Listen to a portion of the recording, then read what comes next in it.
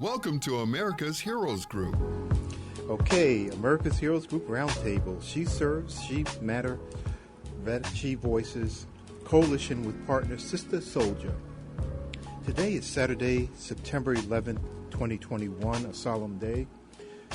I want to reach out to all those people who are in New York. I grew up in Brooklyn. And I want to reach out to all those people who lost family members and both in Brooklyn and Pennsylvania, who in that flight, they came from many different states and locations, and those people who lost their lives on the flights that actually flew into the buildings, the Pentagon and the Twin Towers. I want to make sure at the World Trade Centers, make sure that you know that we love you. We are standing with you. Many of us who served in the military did that because of our reaction to the atrocity that was brought by terrorism to your family and your life.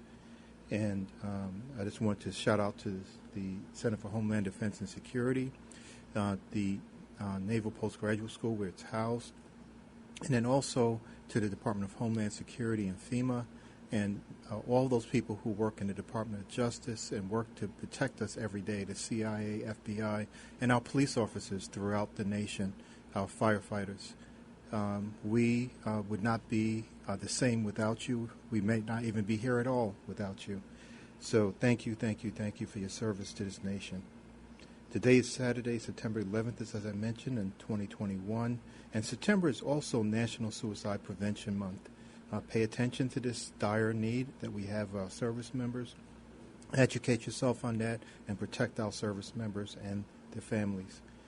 Our host is Cliff Kelly, the governor of Talk Radio. I'm the co-host, Colonel Dr. Damon Arnold. Our executive producer is Glenda Smith, and our digital media producer is Ivan Ortega, Scouts Honor Productions, amazing company. He's doing amazing work here, too. And we have panelists today, Wanda Petty, who's a U.S. Army veteran and president, CEO of She Vet Inspire. And she has as a guest Caryn Warren, a leader in the information technology industry and currently a senior oracle in Dallas, Texas. She has over 20 years of experience in the IT realm, and also she has been using her extensive expertise to empower and educate others worldwide. She founded the Innovators of Tomorrow Incorporated, a nonprofit organization to provide technology training and support to school-age children. In addition, if this is not enough, in addition to her nonprofit life, she has her love for education and technology inspired her to become a serial entrepreneur. She consults and teaches others about credit restoration, how to improve their credit scores, and how to maintain good credit. So quite a full plate. And today's discussion is women in cybersecurity. So welcome to you, Wanda, and to Caryn. How are you?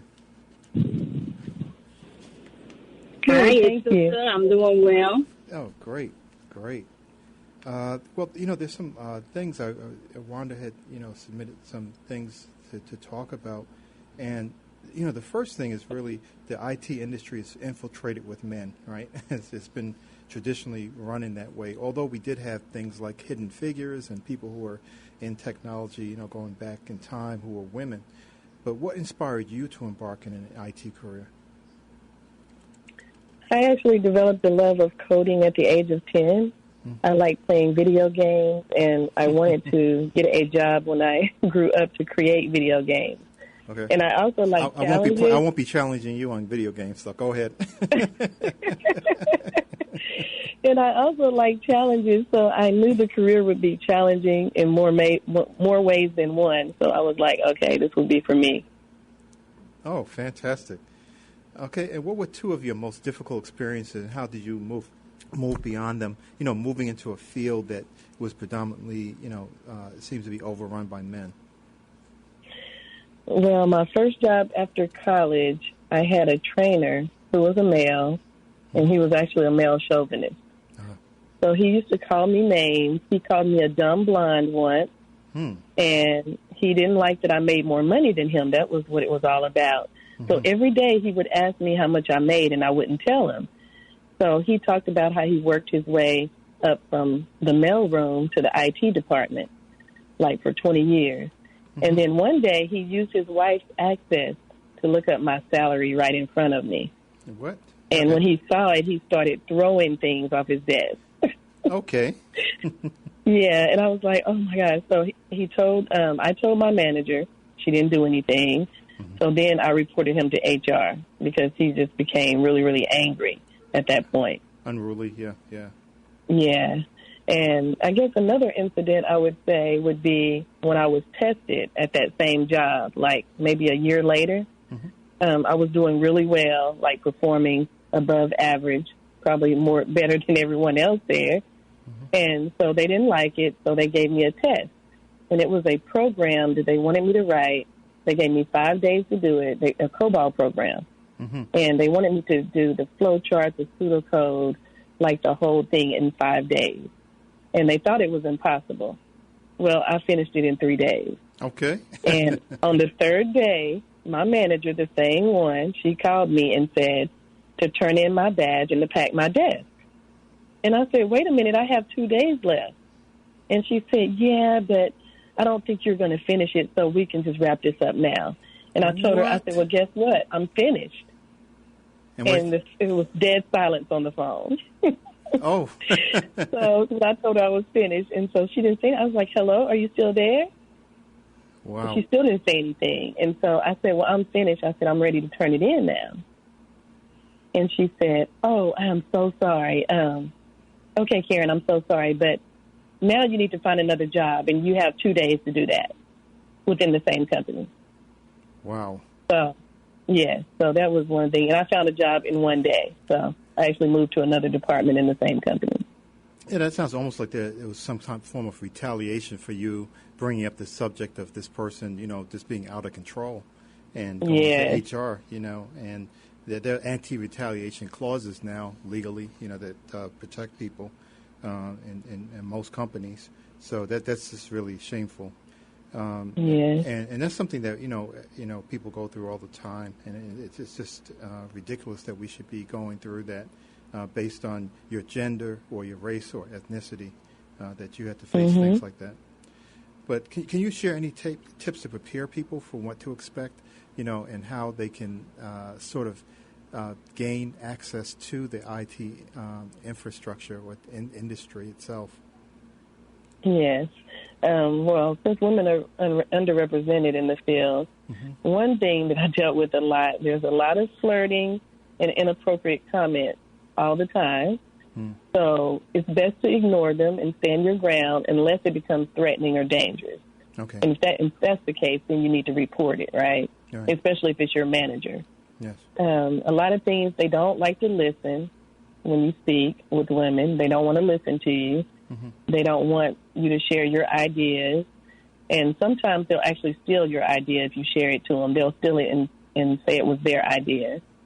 And I've had coworkers if, say, for instance, I'm the only one at work and I work with 2 other male counterparts. If I'm the only one there, they come to look for the males. They're not there. I'm there. So I say, can I help you? Oh, no, that's okay. I'll come back when the others are back. So, they won't even talk to you or ask you anything because it's almost like a trust thing. It's like they don't really trust you. They don't trust your work because you're a woman, because there's no way you can do it. It's too hard, right? And also, it's like if you talk to customers on the phone or other coworkers, they think you're the admin. And I had a person I was talking to on the phone with one of our vendors for an application that I support, and I spent there for like 10 minutes explaining the problem and telling him what was wrong so that they could help. It was like a help desk on the application. And he said, well, let me speak to your Oracle DBA. And I said, I am an Oracle DBA. And he said, oh, wow, I'm so sorry. And I was like, who do you think I am? I told you the problem, right?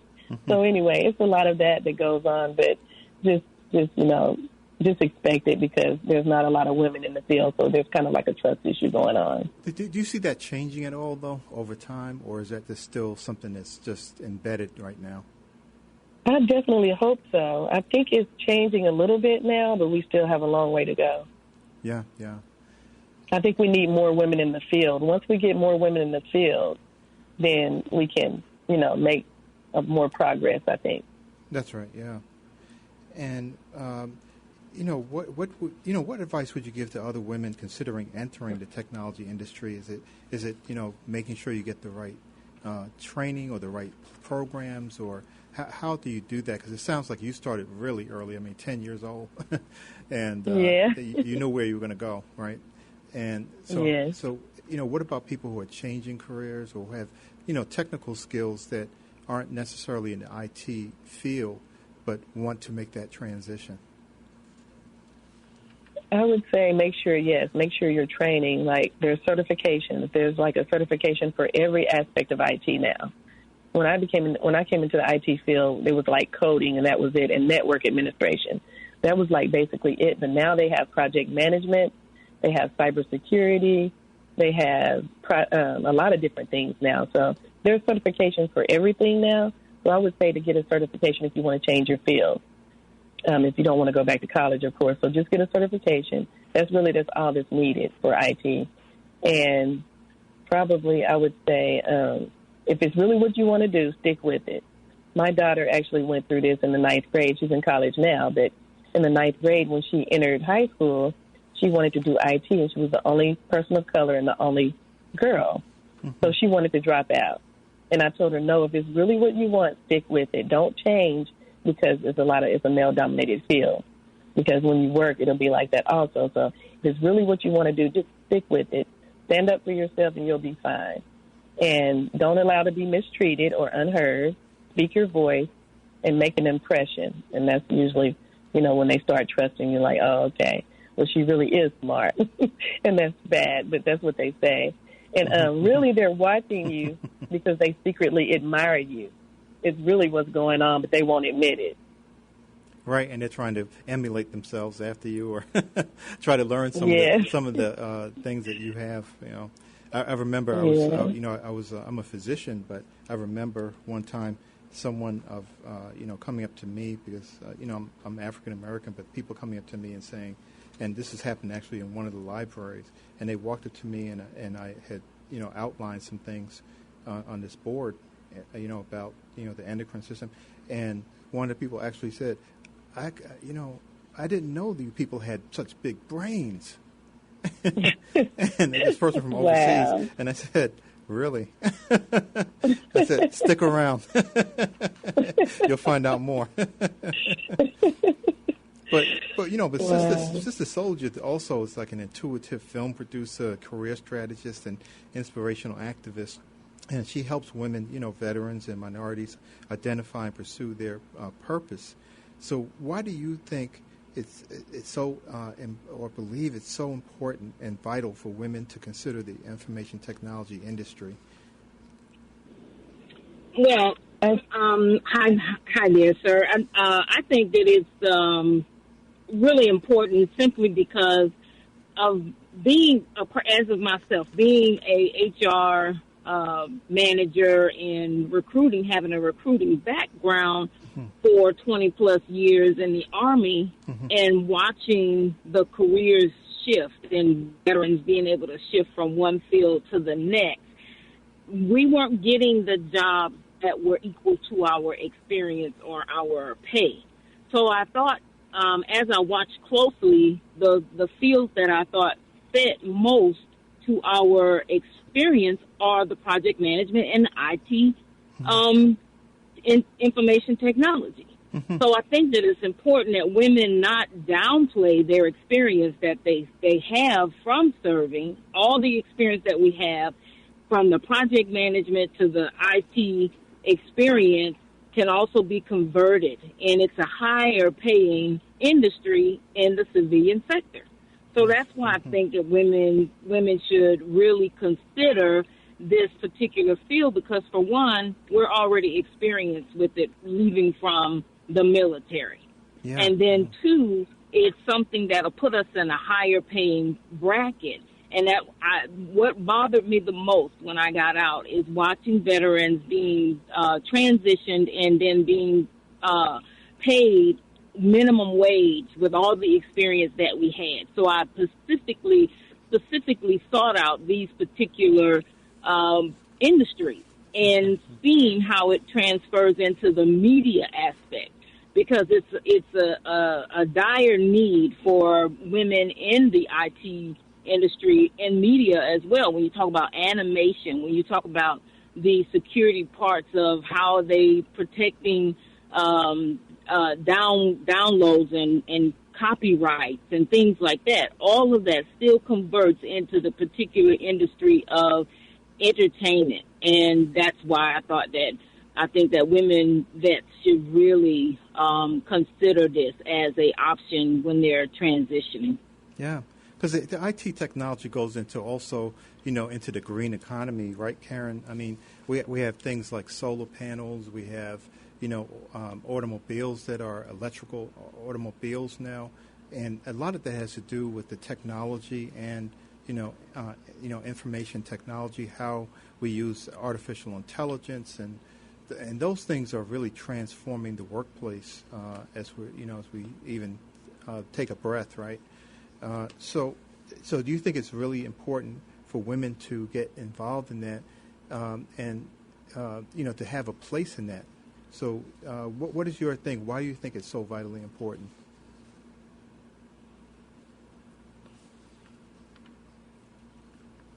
Hello, Caryn? Yes, I'm here. Oh, yeah. So why do you think it's so vitally important? Because we have, so many different forms of technology exploding right now, right? And we have all kinds of IT systems coming out. We have people with solar panels. We have electric cars. All of this is really based on information technology. A lot of the industries, the insurance industry is really heavily involved in that.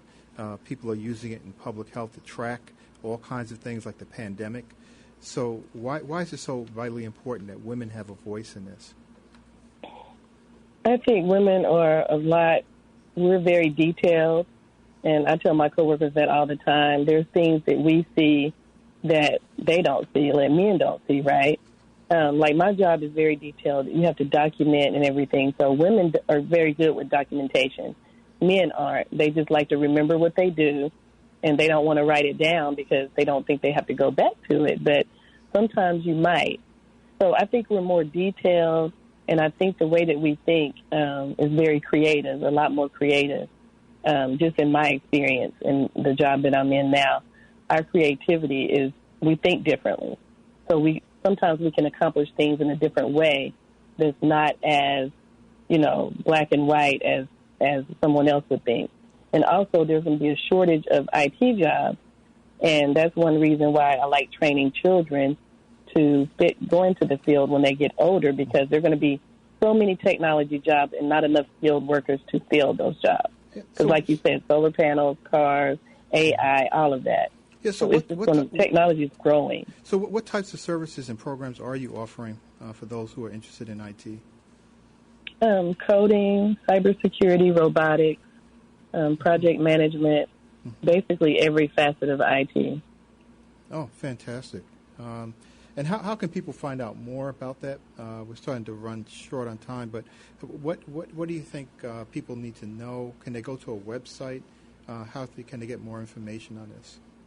Yes, my website is www.icancode2.org. Okay, and say that again.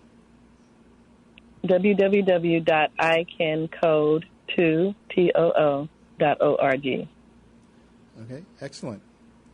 So that's just and any other things that they can go to, or any resources you would recommend that they look at, in order to figure out what kind of career track they want.